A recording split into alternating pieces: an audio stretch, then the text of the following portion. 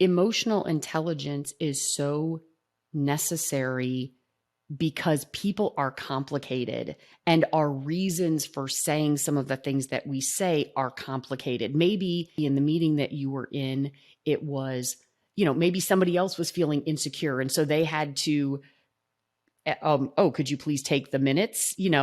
So it's like in our own insecurities, we will lash out or we will say things, and having the emotional intelligence to think in that situation, why would the other person have said this? What was the meaning behind this?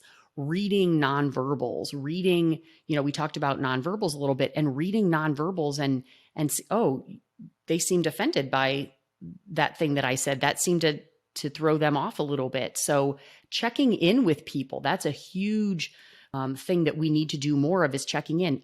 When I said that you did this thing with your face, can you tell me about that? What did that mean? Were you confused, or did I say something that offended you? Checking in with the people that you're talking to make sure you understand, so that you can clarify in case you misunderstood.